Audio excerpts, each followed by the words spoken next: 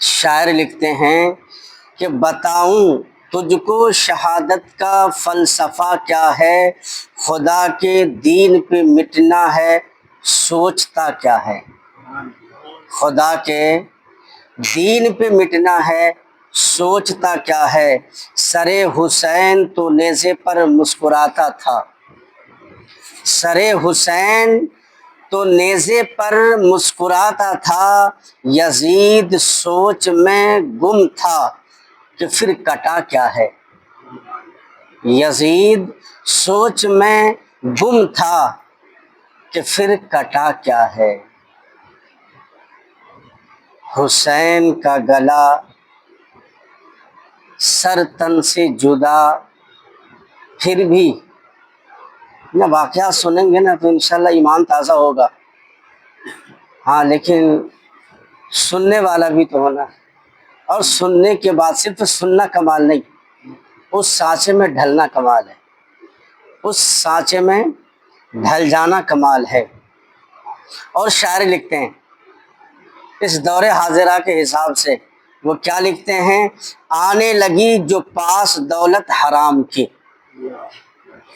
آنے لگی جو پاس دولت حرام کی، بھول گئے لوگ بھول گئے تمام عادت احترام کی۔ جب دولت آ جاتی ہے نا تو پھر اس کے پاس احترام نہیں رہتا، ادب نہیں رہتا، الا ماشاء اللہ کچھ لوگ باادب ہوتے ہیں۔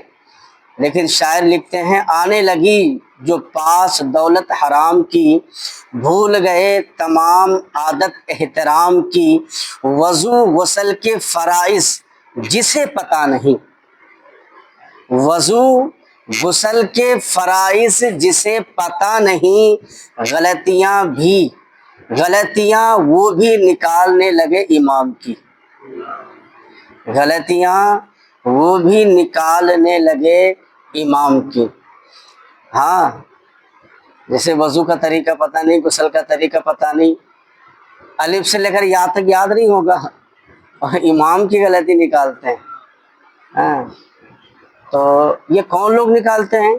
جو چند دنوں سے اگر کسی چیز کو پایا، لوگ قدر کرنے لگے دولت کی بنا پر، ثروت کی بنا پر یا طاقت کی بنا پر، تو پھر وہ سوچتا ہے کہ سب کچھ میں ہی ہوں، پھر وہ انسان سوچتا ہے کہ سب کچھ میں ہوں۔ ایسا نہیں، احترام حضرت عثمان غنی سے سیکھیں، صداقت حضرت ابوبکر صدیق رضی اللہ تعالی عنہ سے سیکھیں، سخاوت عثمان غنی سے، شجاعت حضرت عمر فاروق سے، عدالت حضرت عمر فاروق سے، شجاعت حضرت مولا علی رضی اللہ تعالی عنہ سے۔ پیارے آج اس دور حاضرہ میں نماز آسانی سے چھوڑ دیتے ہیں،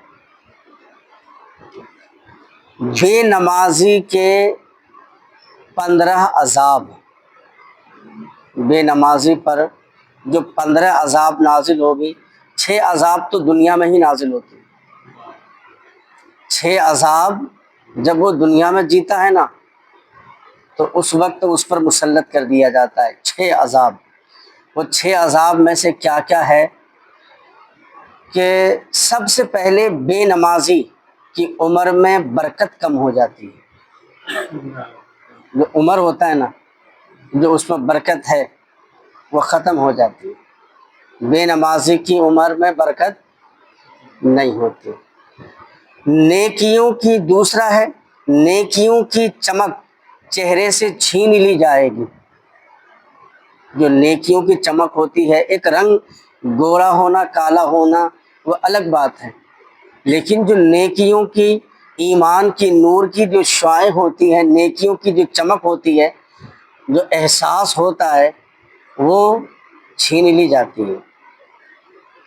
تیسرا نمبر کہ کسی بھی عمل کا ثواب نہیں ملے گا۔ بے نمازی نماز چھوڑ کر وہ کچھ بھی کرے، کوئی سا بھی کام کر لے، اس کا ثواب نہیں ملے گا۔ چوتھا نمبر ہے اس کی دعا قبول نہیں ہوگی۔ بے نمازی کی دعا قبول نہیں ہوگی۔ نمبر 5، لوگوں کے سامنے ذلیل ہوگا، لوگوں کے سامنے ذلیل ہوگا۔ اور 6 نمبر ہے، نیک بندوں کی دعائیں اس کے حق میں مقبول نہیں ہوگی۔ نماز چھوڑ کر ہم درگاہوں میں جائیں، مزاروں پہ جائیں، پھر دعا مانگیں، سر پٹک پٹک کے زندگی گزر جائے گی، لیکن منزل مقصود تک نہیں پہنچ سکتا۔ سب سے اول نماز ہے۔ تو نماز چھوڑ کر یہ سوچتا ہے کہ پیر فقیر سے ہمیں سب کچھ مل جائے، نہیں ملنے والا، ملے گا ہی نہیں۔ اول نماز ہے۔ وہ جو پیر بنے ہیں نا، اللہ کے ولی بنے، وہ بھی نمازوں میں گر گرا کر، راتوں رات شب بیداری کر کے، نمازیں پڑھ پڑھ کر، اللہ کو راضی کر کے اللہ کا محبوب بندہ بنا ہے۔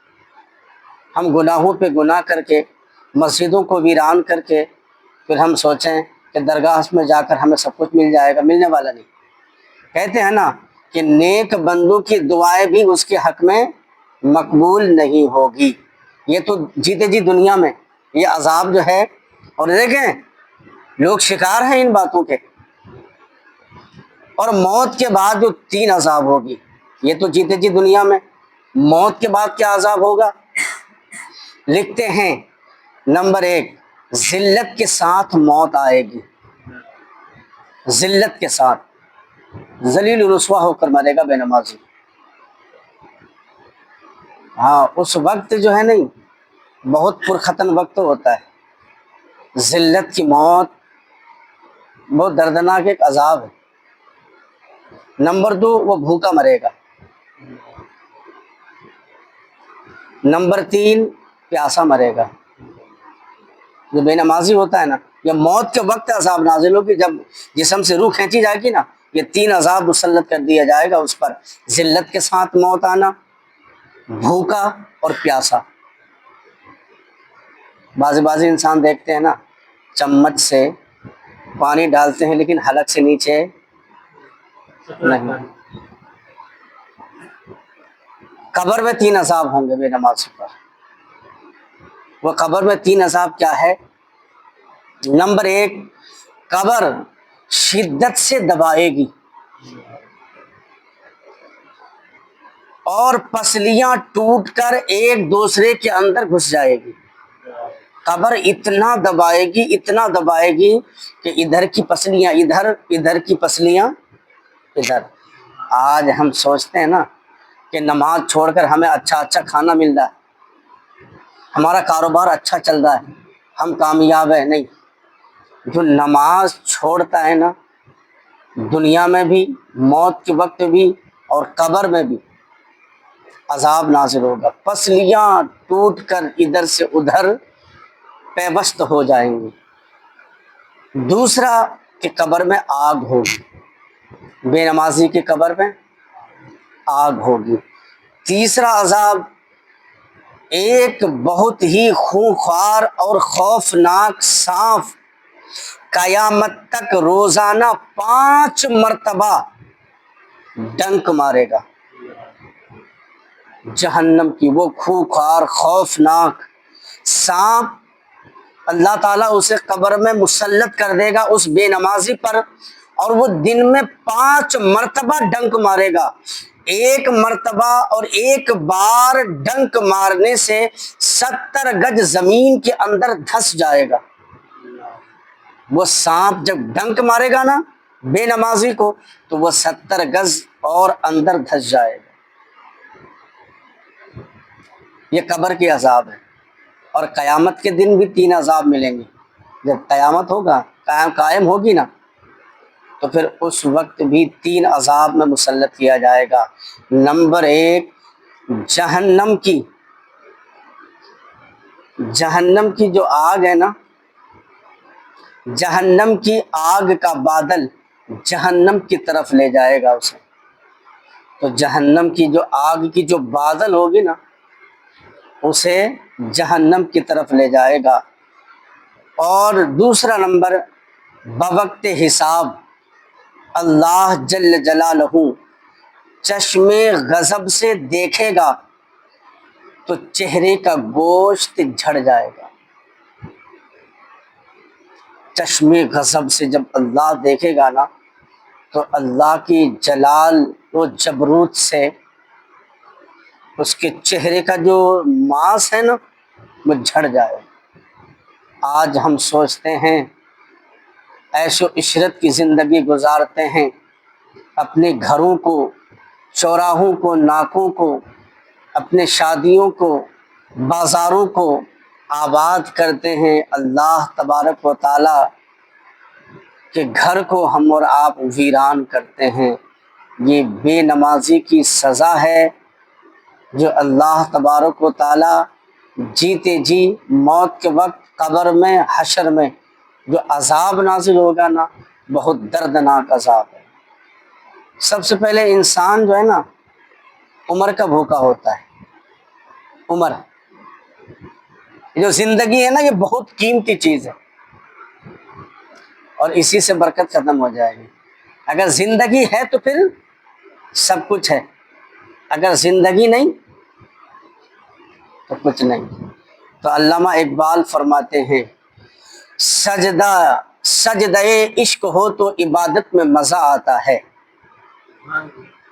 سجدہ عشق ہو تو عبادت میں مزہ آتا ہے، خالی سجدوں میں تو دنیا ہی بسا کرتی ہے،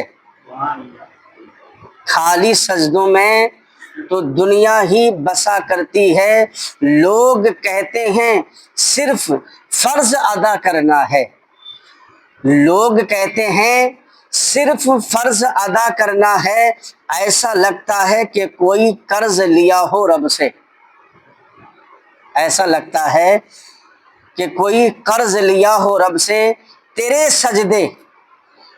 سجدے کہیں تجھے کافر نہ کر دے اقبال، تیرے سجدے تجھے کہیں کافر نہ کر دے اقبال، تو جھکتا کہیں اور ہے سوچتا کہیں اور ہے، تو جھکتا کہیں اور ہے سوچتا کہیں اور ہے۔